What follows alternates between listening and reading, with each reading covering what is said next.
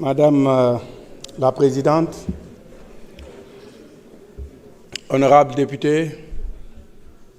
Monsieur le ministre des Finances et du Budget, Madame la ministre secrétaire d'État, chers collaborateurs, c'est un énorme plaisir pour moi de venir devant cette auguste assemblée pour échanger avec vous, les honorables députés, sur le budget 2026 du ministère de l'Enseignement supérieur, de la Recherche et de l'Innovation, mais également échanger sur les difficultés du secteur. J'ai pour mission de mettre en œuvre la politique d'enseignement supérieur, de recherche et d'innovation définie par Son Excellence, Monsieur le Président de la République, sur la conduite éclairée du Premier ministre. Et cela dans un moment important pour notre pays, avec l'agenda national de transformation, qui est une vision ambitieuse d'un Sénégal souverain, juste et prospère, mais adossé à un capital humain de qualité et une économie compétitive, inclusive et résiliente. Et on ne peut pas parler de capital humain, d'économie compétitive, sans parler de l'enseignement supérieur, de la recherche et de l'innovation. Et je vais commencer par la question sur le climat social, les grèves. Mais avant, je voudrais préciser que le triptyque dialogue, concertation, consultation ont été le socle de mon action depuis mon arrivée à la tête de ce département. Et j'ai déjà reçu toutes les composantes de l'université, parce que quand on parle d'université, il y a principalement 3 composantes. Le personnel d'enseignement et de recherche, le personnel administratif, technique et de services, et les étudiants. Et j'ai reçu toutes ces composantes de l'université pour stabiliser le climat social, renforcer le dialogue permanent et pour un traitement transparent aussi des questions sociales. Et pour revenir un peu aux questions qui m'ont été posées, la quasi-totalité des députés ont posé une question sur les bourses. Je peux citer Fatou Diop Cissé, Amadou Diallo, Ndeye Fatou Mané, Amidia, Abdoumbo, Nafi Diallo, Ndeye Marie Sané, Fodé Mané, Aliou Ndaw, Ibrahima Mbeng, Assoumana, Yassine Samb et tant d'autres ont posé des questions relatives aux bourses. Mais je commencerai par la première question sur les bourses étrangères, une question qui a été posée par 3 députés,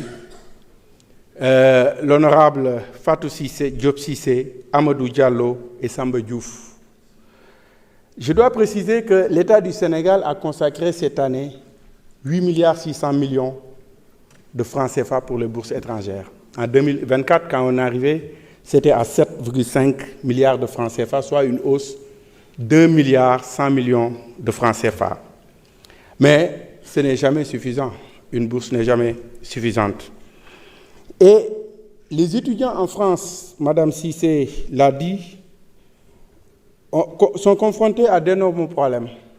liés à la modicité de la bourse, mais aux frais d'inscription qui sont élevés pour les étrangers et la fin de l'aide au logement pour étudiants étrangers. Et là, je dois préciser que en ce qui concerne l'augmentation du coût des inscriptions, c'est une question de souveraineté.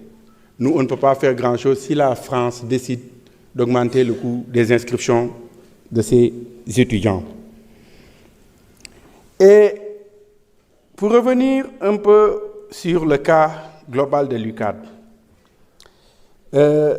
certains députés sont revenus sur la comparaison. Je vais essayer de parler Wolof parce que la majeure partie des questions sont en Wolof. Pour ñëw ci problème mu bourse yi en tant que tel Je dois préciser que le budget bi ñuy voté nii 45% du budget ci œuvre sociale la jëm c'est-à-dire près de la moitié du budget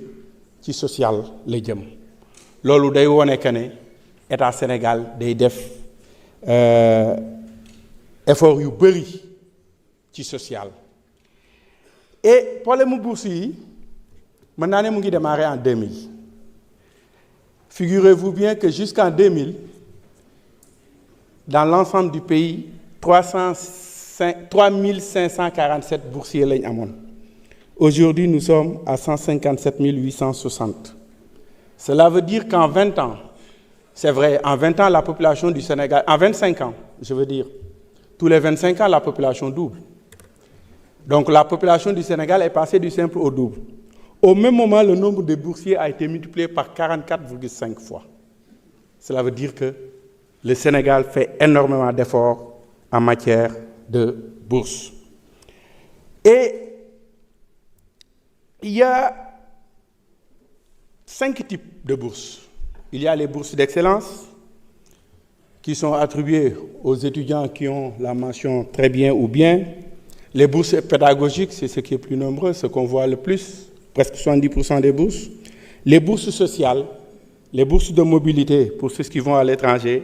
les bourses de coopération et les aides d'État. Mais, conformément à la réglementation, l'attribution ou le renouvellement de bourses sont subordonnés à l'inscription effective de l'étudiant dans son établissement. Et loolu mu may indi ci kaawu UCAD damay dégg ñu naan retard de paiement. Je suis formel, il n'y a pas de retard de paiement. Retard de paiement mu ngi doon am à partir du 5 décembre. Et la bonne nouvelle, c'est que le ministère des Finances a diligenté le paiement. Et Inch'Allah, demain ou après-demain, étudiants yi dinañ jot seeni bourse. Mais pour revenir ci kaw UCAD, parce que am na des informations bu bëri bu ci am. Revendication étudiants UCAD yi dañu ne ñoom dañoo bëgg ñu fay leen année bi passée mooy li ñuy wax année universitaire 24-25 fay leen ko de octobre 2024 à septembre 2025 jox leen trousseau muy un montant global de 515 000 par étudiant mais bu paree loolu ba pare état bi fayaat leen 2025-2026 le même montant muy 515 000 et loolu ñi mu concerné mooy les étudiants de master 1 parce que boo jëlee benn étudiant mu am licence inscriwul en master yéex a inscrire en master en 2024 mu am licence am mais yéex a inscrire en master parce que wax naa ko fii licence ak master 2 cycles différents la c'est 2 cycles différents mën nga am licence ñu bañ la jël master mën nga am licence yéex am inscription master am na ci ñoo xam ne dañuy am licence. Par exemple, je donne un exemple en mars 2024. ngay lijjanti pour ñu jël les inscriptions en master parce que da ngay déposer ñu étudier ko recruter nga def entretien xale bi dem ba octobre je donne un exemple octobre 2024 ou novembre ñu jël ko master mu dem inscrire étudiant boobu dafa bëgg état bi fay ko toute l'année 2024-2025 alors que nekkul woon étudiant en réalité xëy na pratique bu fi yàgg am la mais nag dëgg fa yàlla ñun duñu xañ kenn loo war a yor loo war a am di nga ko am mais nag il faut une rationalisation des bourses te li tax ak mbir mi doy waar étudiant boobu tey ñun bu ñu ko fayee 24-25 bu ko direction des bourses fayee 2024-2025 2025-2026 muy def M1 première année état bi fayaat ko muy 2 ans ça veut dire kooku jeexal na ci bourse master parce que décret bi dafa leer licence étudiant bi am na droit am bourse 3 ans dégg naa fi ku fi wax léegi ne bu ñu eggee 3e année kenn du leen jox bourse loolu amut état bi li mu wax leer na dama lay jox bourse pour ñetti at en licence su fekkee ne da ngaa redoubler ma mayaat la beneen année muy 4 ans en master ñaari at nga am droit am bourse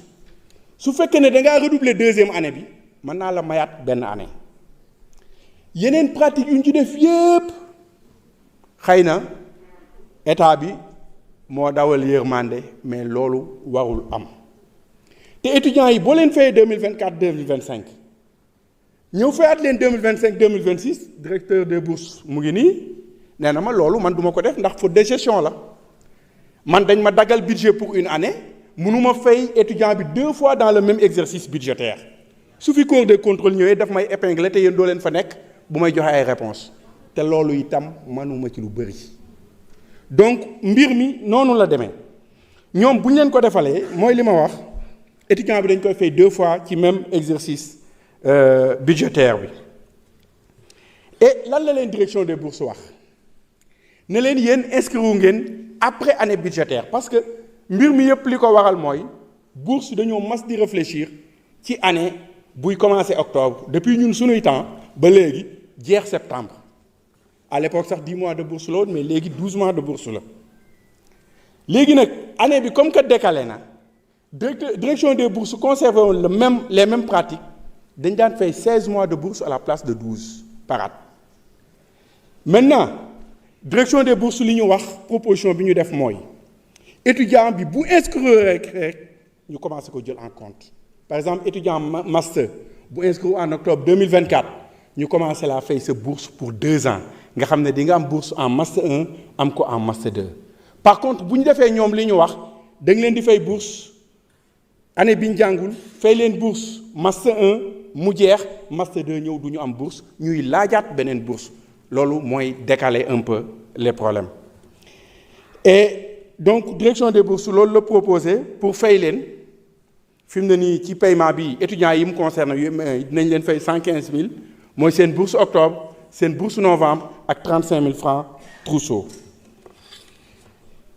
et cas wu étudiant UGB yi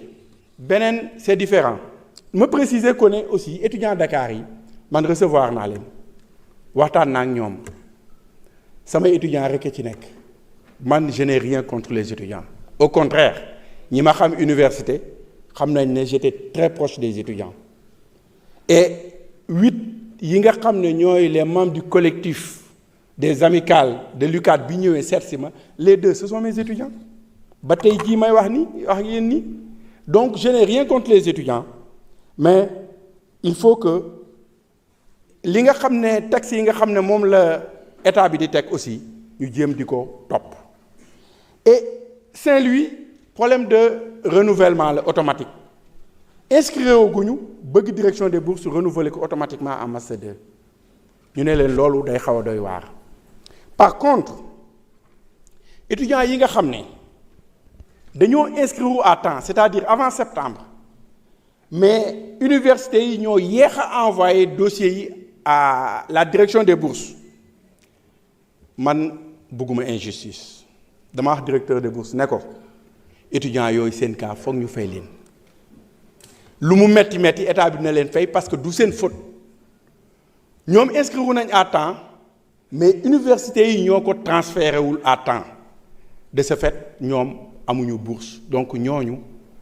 man wax naa directeur des bourses ne ko ñooñu da nga leen a war a fay et ñu ngi ciy liggéey ak ministre des finances pour xool ci LFR2 bi ndax mën nañu allouer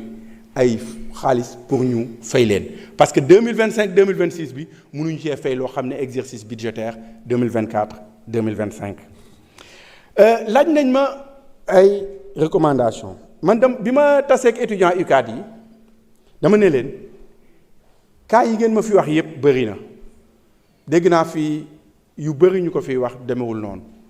étudiant licence dina am 3 ans plus 1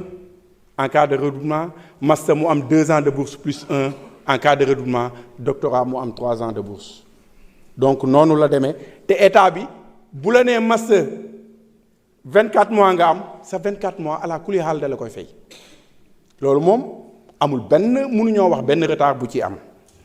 li ma leen proposé mooy ñu mettre en place li ñuy wax un comité paritaire parce que wax naa ko léegi man je préfère di waxtaan ak ñoom di jàkkaarloog ñoom ñuy waxante dëgg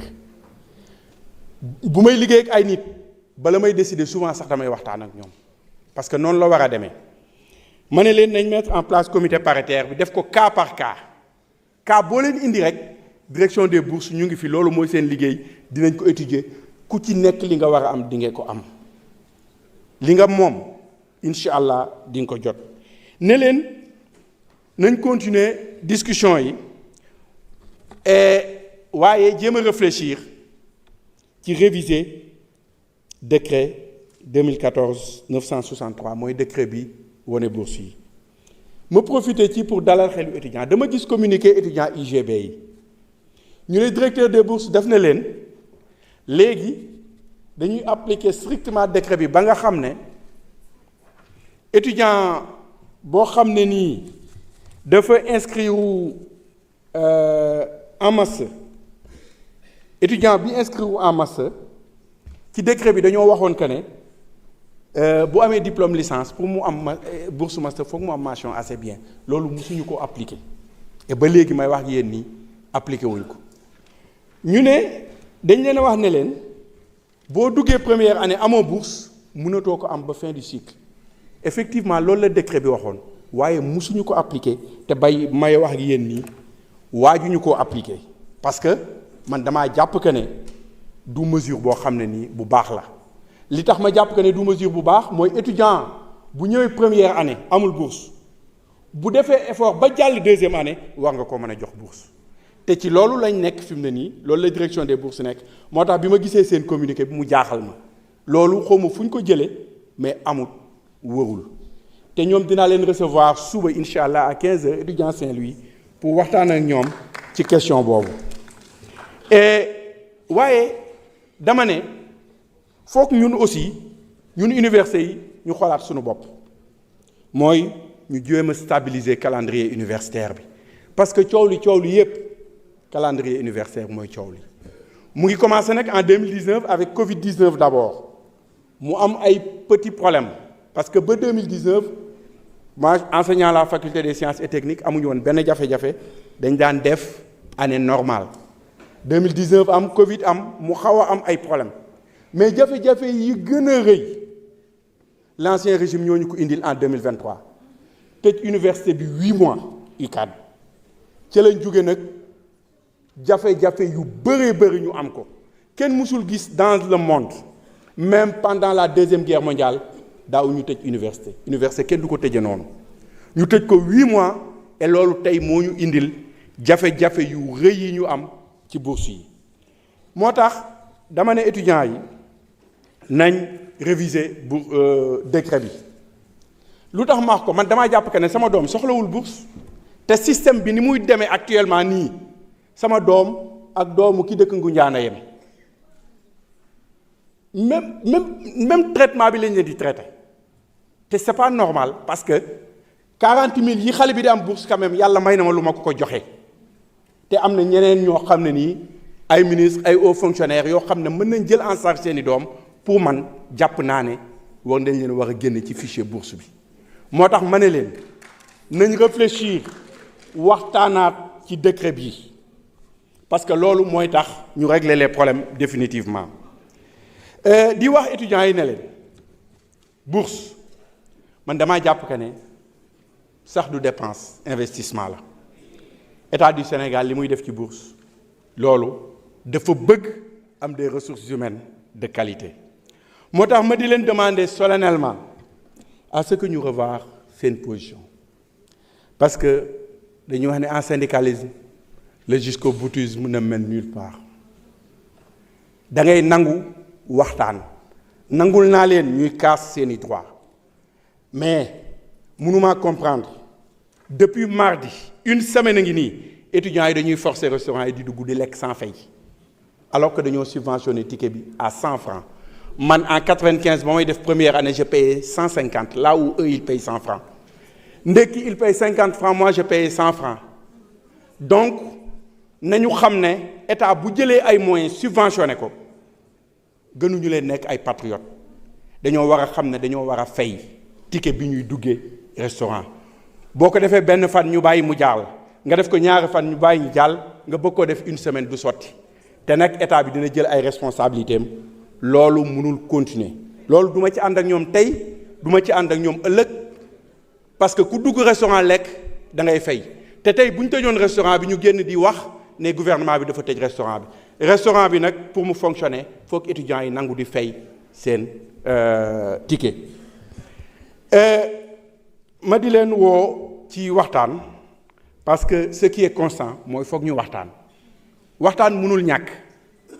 et parce que foog ñu rationaliser bourse yi ndax am na ci waxtaan bi loo xam ne ñoom ñoo tax sax ma koy def parce que pour arranger leen la parce que bu ñu la nee étudiant bu dugg licence bu amul bourse en première année dootu ko am décret ba wax ko bu neexoon gouvernement bi tey mu ne dama koy appliquer mais pour éviter loolu dama ne leen ñëw leen ñu waxtaan pour réviser décret bi et loolu mooy réviser décret bi ñu xoolaat ko waxtaan ci ba jéem a trouver une solution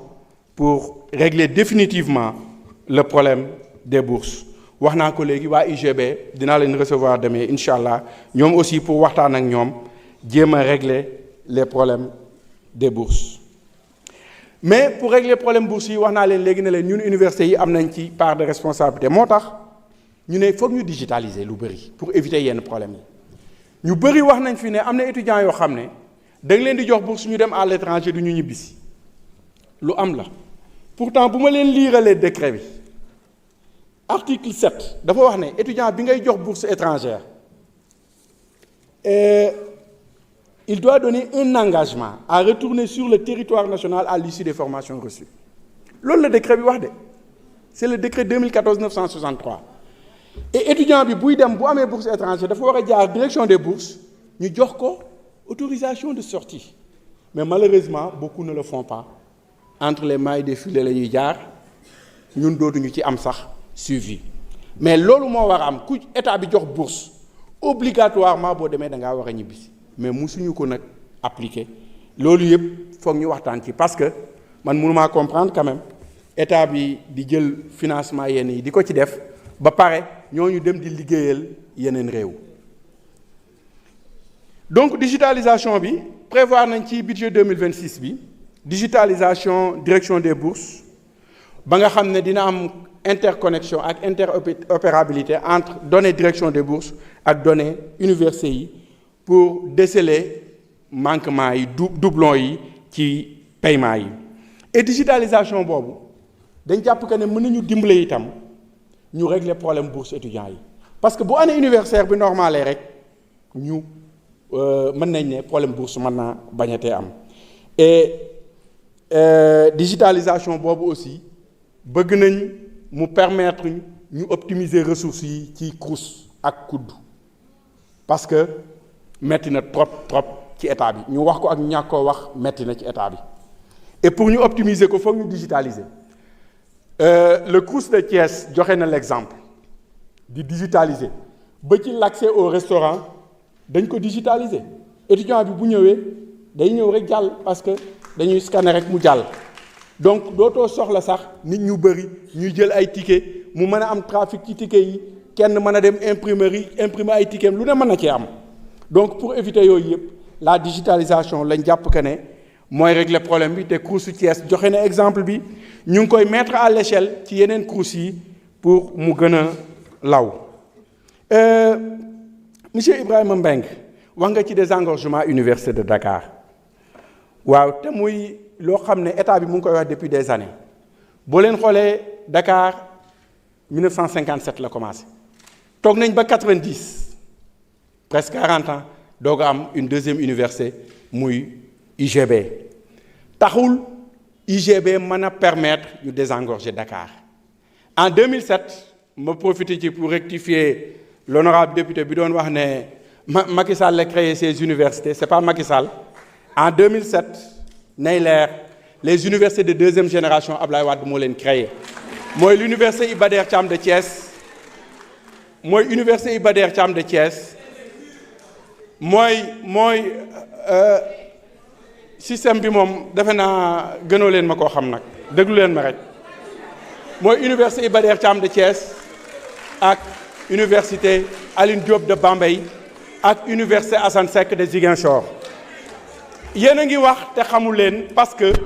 benn université moo mas a nekk cure boo xamul da ngay laaj université Bambey kese moom mas a nekk cure avant muy dem université tout Ziguinchor est né université Thiès est né université et Thiès université Thiès le socle moo nekkoon école polytechnique de Thiès ak école nationale supérieure d'agriculture donc boo xamul da ngay laaj pour revenir ci calendrier universitaire bi l'honorable député Fodé Mané wax na ko calendrier universitaire bi wax naa ko la normalisation du calendrier universitaire et académique moo nekk ñun li nga xam ne fi la ñuy bëgg a jublu pour résorber le gap université yi actuellement ñu ngi ci commencé nañ di jël ay initiatives pour revenir à une année normale et dans beaucoup de facultés tey en 2026 octobre 2026 dinañ mën a revenir à une année normale ñeneen ñi ci des dinañ xeex pour que 2027 ñu mën a revenir à une année normale mais loolu foog étudiants yi jàppale ñu ci parce que université 3 composantes dafa nekk étudiants yi enseignants yi ak PATS yi foog ñëpp jàpp ci pour ñu revenir à une année normale. Honorable député Marie-Ange boulangerie yi nga wax commencé na déjà parce que à l'UCAD restaurant self ak restaurant defe naa self ak restaurant central ils ont leur propre boulangerie et à Ziguinchor aussi je crois que c'est le cas et restaurant yi nekk UCAD au-delà de yokk qualité pain bi dañuy dem bay defar ay pain au lait léegi pour les étudiants donc loolu ñu ngi ciy avancé et di wax député Béatrice ak honorable Maguette Sène ak Mohamed Sall wax nañ ci alignement ñun suñu politique ak agenda national de transformation parce que agenda national de transformation dama leen wax dafa am ñaari axe yoo xam ne dañu concerner directement mooy l'axe sur le capital humain ak l'axe sur l'économie compétitive li ñu boole ci économie compétitive nag mooy la recherche parce que la recherche dañ jàpp que ne mooy le socle de développement lépp lu ñuy def te dinaa ci revenir te recherche bi doxul defe naa du sotti léegi ñun ñu jël ne agenda bi lii la wax dañuy aligné wu ci agenda bi nan lañ ciy aligné woo dañuy ñun ñu élaborer li ñuy wax agenda national de transformation de l'enseignement supérieur de la recherche et de l'innovation ñu boole ci communauté bi yépp nag waxtaan nañ lancé nañ ko depuis juillet 2025 commission yi daje nañ def nañ liggéey bi ba pare et incha allah ci peut-être fan yu néew wala fii ak fin d'année dinañ mën a am le rapport définitif te li ma ci mën a wax recommandation yi ñu wax mooy li ngeen fi wax pour ñoŋal enseignement supérieur mooy renforcement de la souveraineté curriculaire docteur Diaité wax na ko les étudiants de géographie yi mu wax ne cartographie bi ñu leen di jàngale bu France la loolu révision renforcement souveraineté curriculaire bi dina jox ay propositions pour ñu jublu ci loolu mais également structurer un écosystème national de recherche souverain recherche bi dinaa ci revenir accélérer la construction et la finalisation des infrastructures déployer une stratégie numérique unifiée parce que numérique moo ñu ci mën a génne li ñun mébét mooy ci SIGES bi système de gestion de l'enseignement supérieur de la recherche et de l'innovation ñu def ba nga xam ne dañu am base de données boo xam ne le ministre de l'enseignement supérieur mën naa toog bureau xam ñaata étudiant moo nekk tel UFR de telle université te du am benn jafe-jafe donc ci loolu lañ nekk mais également réformer les œuvres sociales wax naa ko digitaliser améliorer les logements renforcer la santé rationaliser et sécuriser le système des bourses aussi et docteur Diaité wax na ko léegi formation en médecine c'est vrai dañuy wax ne étudiants sénégalais yi bëriwuñ ci mais dañu am une longue tradition de formation médicale au Sénégal l'école de Dakar l'école de médecine de Dakar nga xam ne moo jur université de Dakar c'était en 1917 loolu moo jur université de Dakar loolu moo nekk tey faculté de médecine mu nekk faculté de médecine boo xam ne dafa am renommée internationale wax nga ko ay étudiants du Maghreb dañuy ñëw fii jàng si bu ñu paree dem seen dëkk dañ leen fay fekk pour di faju ci ñoom ils sont très bien formés mais dañ fa fekk ay équipements yoo xam ne dina mën a permettre ñu faju loolu mooy différence bi peut-être ak ñun suñu système médical peut-être amuñu loolu. L'honorable député Ali Ndaw aussi wax na ko sur effectif de l'UCAD c'est une vraie bombe je suis entièrement d'accord avec vous man bu ñu mënee ab chambre 15 étudiants damay yéemu parce que période bi ñu nekk université honorable Mbaye Dione wax na ko ñaar lañ daan nekk par chambre man nekk naa université sama rakk di ñibbi Grand Yoff mënuma koo clandoter léegi da ngay dugg ci mu nekk fekk fa 15 personnes loolu c'est un héritage du loo xam ne nii dañ ko fekk créer liñ ciy bëgg a jublu mooy jéem a réglementer les choses et le directeur du COUD mu may dégg nee naa ko xawma lan waaye pavillon yu bees benn lal nga jox ko ñaari étudiant loolu warul am te daf fi daan am boo amee benn chambre boo xam ne juróomi lal a fa nekk nga ne lal bu ne dama koy jox ñaari nit ça veut dire jox nga ko 10 personnes ces 10 personnes ku ne clandoter kenn ça veut dire 20 personnes dinañ nekk ci néeg bi donc loolu lañ ne dafa war a jeex en tout cas pour pavillon yu bees yi nous veillerons à ce que un lit un étudiant. Par rapport ak infrastructure yi c'est vrai bëri na infrastructure nag lépp lu nekkoon infrastructure dañ ko jël yóbbu ko au ministère des infrastructures mais terewul dañuy liggéey ensemble et bi ñuy def conseil interministériel la directive 3 def nañu woon ministre de l'enseignement supérieur de la recherche et de l'innovation ministre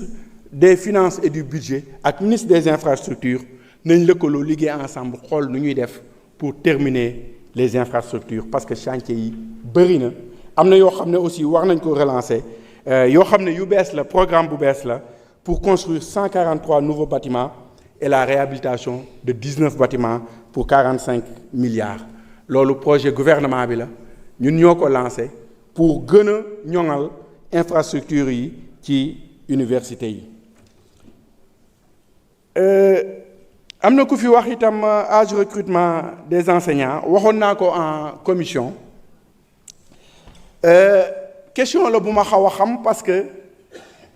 je me rappelle dernière commission de recrutement bu département de biologie végétale man maa ko jiite woon. Monsieur le ministre, veuillez conclure et procéder à répondre par écrit après. des na question yu bëree bëri. waaw jeexal nga sa 30 minutes de. soo ñu mënee joxaat 10 minutes ñu jéem a résumé mais question yi dafa bëri parce que boo amee 63 intervenants. Il y a les collègues, le ministre des Finances qui va répondre et nous attendons aussi le ministre des Transports.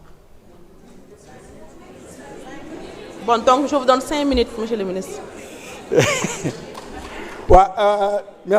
Merci pour 5 minutes yi pour Université Sénégal Oriental ñëw na fi lu bëri. Université Sénégal Oriental ñëw na fi lu bëri c'est vrai Université Sénégal Oriental délai contractuel de livraison yi fin 2026 la waaye comme ni ngeen ko xamee les constructions dépendretul ci ñun mais dinañ def suivi avec le ministère concerné au rythme des travaux yaakaar nañ ne dina pare waaye nag foog ma préciser bu parewul du tijji de bu parewul bu infrastructure yi parewul du tijji parce que problème yu bëri yu ñu am c'est parce que dañ doon créer ay université sans aucune infrastructure université Sine Saloum El Hadj Ibrahima Niass dañ ko tijji te amul benn salle de classe loolu moo ñu waral jafe-jafe yu bëri yi ñu am tey jafe-jafe yi université de Bambey am dañ ko jëlee CUR def ko université te les infrastructures n'ont pas suivi donc mënuñu ko tijji te parewul octobre 2026 yaakaar nañ ne dina pare daaw proposé woon nañ premier ministre pour tijji ko mu ne leen du am parce que mënuñu créer ay universités yoo xam ne du am benn infrastructure ngay dem di louer ji mu indi ay jafe-jafe donc bëgg nañ mu tijji mais day fekk mu pare. Université Sine Saloum foofu niveau d'avancement yi élevé sori na le campus de Kaolack c'est achevé à 100% pour les bâtiments et les équipements mais travaux d'assainissement moo ko xaw a tardeel voies yi aménagement extérieur adduction d'eau pour Kaffrine wax nañ ko fi toujours ci Ousseyne dañ fay gas forage prévoir nañ ko fa mais SONES def na extension bi et que Sen'Eau mu ngi koy raccorder pour mu am ndox. Université Assane Seck de Ziguinchor foofu mooy sama université chapiteaux yi les chapiteaux seront réhabilités dafa bokk ci projet bu ñuy wax projet 5 lots bi et décret d'avance bi rek la ñuy xaar pour démarrage bi. Pour l'ENO moom de Ziguinchor travaux yi pare na, il reste à compléter le mobilier et livrer l'équipement informatique. ISEP yi il y a 8 ISEP yoo xam ne dañ ko prévoir parce que actuellement nous avons 6 ISEP fonctionnels. am nañ projet au ministère de l'enseignement supérieur et de la recherche boo xam ne am na 8 ISEP benn ci région yi lañ koy def mooy région de Kolda mais ça ne veut pas dire que Kolda la région yi laa wax Kolda Kédougou Kaffrine Tamba Sédhiou ak Louga mais bu Louga bi moom c'est sûr Daara la nekk donc 8 ISEP yi d'ici la fin de l'année dinañ def atelier yi nga xam ne moo ñuy permettre ñu définir les filières de formation construction yi dina commencer surtout les murs en 2026 mais bëgg nañ daal en 2028 incha allah 6 ISEP yooyu pare dañ cee yokk yeneen 2 yoo xam ne dañ ko créer ba pare amul benn bâtiment notamment Bignona ak Richard Toll mooy li may wax rek tijji ay université wala ay ISEP yoo xam ne amuñu benn bâtiment donc dañoo bëgg a profiter ci projet Espoir Jeune pour defaral leen ñoom aussi muy Bignona ak Richard Toll seen ISEP. li des ci temps bi dama koy consacrer à la recherche et innovation ñu bëri dañ ko fee waxoon naa ko bi ñuy def commission sunu recherche dafa sooxe et dañ ko bëgg a suqali ren naam am nañ un programme pour 8 milliards mais doyul parce que normalement pour nga mën a atteindre les standards dañ naan réew bi buy dépenser 1% de son PIB booba mën nañ ne mu ngi def ay dépenses ci recherche mais ñun bu ñu amoon rek 1% du budget national waxatuñu dara parce que nous sommes à 7 000 milliards bu ñu amoon 70 milliards pour la recherche yaakaar naa ne li ñu war a def dinañ ko def te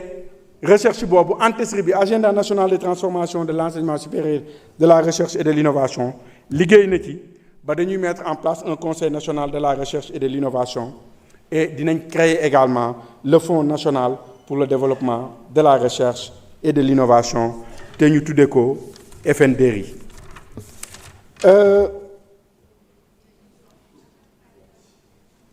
Malheureusement temps bi jeex na mais les établissements d'enseignement supérieur loolu c'est très important et ministère bi mu ngi ciy def liggéey bu mucc ayib c'est vrai il y a 298 établissements privés 14 qui fonctionnent avec un agrément définitif et qui doivent se présenter à l'habilitation institutionnelle parce que bu njëkk dañ daan am agrément définitif ak agrément provisoire ak agrément définitif léegi da ngay def habilitation institutionnelle ci ngay amee habilitation à délivrer des diplômes mais également ci ginnaaw nga jaar def li ñuy wax accréditation des diplômes. Je suis désolé. Merci beaucoup, monsieur le ministre. Merci. Merci beaucoup. Monsieur le ministre des Finances et du Budget, vous avez la parole pour 10 minutes.